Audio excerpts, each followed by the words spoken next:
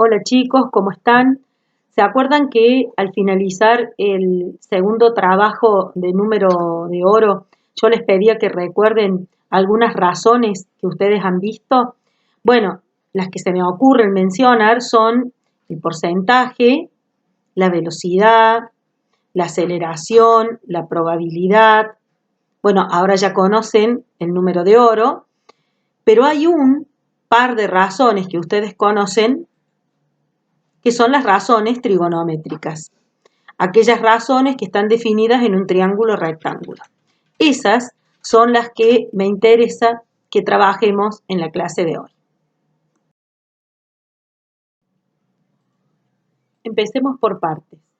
Primero recordemos cuándo un triángulo es rectángulo, o mejor dicho, ¿qué es un triángulo rectángulo? Tómate un ratito y piensa en esta definición.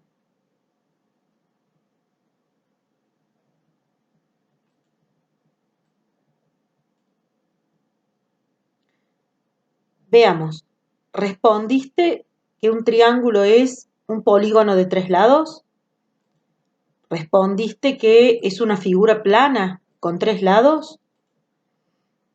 Esas definiciones están incompletas, porque para que un triángulo sea rectángulo, necesito que uno de sus ángulos sea recto.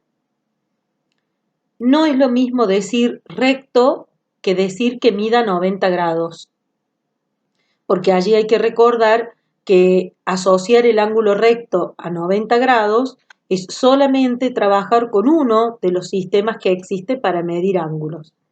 Ese sistema se llama sexagesimal. El triángulo de la figura se puede denominar triángulo ABC o triángulo CBA. No lo podría llamar triángulo BAC. ¿Por qué? Porque siempre en un triángulo rectángulo el vértice que corresponde al ángulo recto tiene que estar en el centro.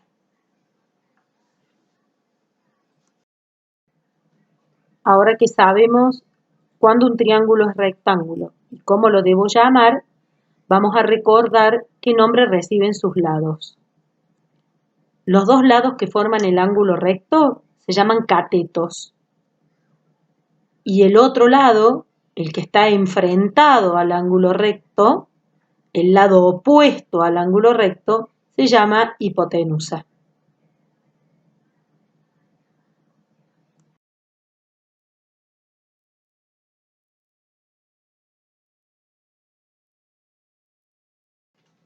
Ahora que tenemos en claro las características del triángulo rectángulo, avancemos en encontrar las razones trigonométricas.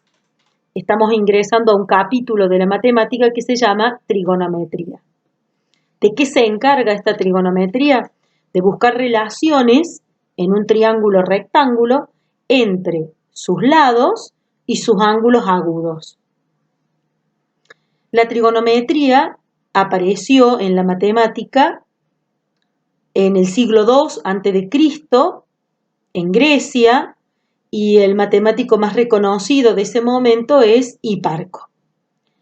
No cansen su cerebro, todo esto va a estar en un apunte. Para poder definir las razones trigonométricas, primero tenemos que identificar un ángulo agudo del triángulo rectángulo. Supongamos que elegimos el ángulo de vértice A. Podemos ver que hay un cateto que forma el lado de ese ángulo. Se lo llama cateto adyacente. El otro cateto está enfrentado a ese ángulo. Se lo llama cateto opuesto. Y por supuesto, AC es la hipotenusa. Fíjate que para que yo hable de cateto opuesto o cateto adyacente, necesito antes señalar el ángulo agudo. Pensa, ¿qué pasa si yo elijo el ángulo de vértice C?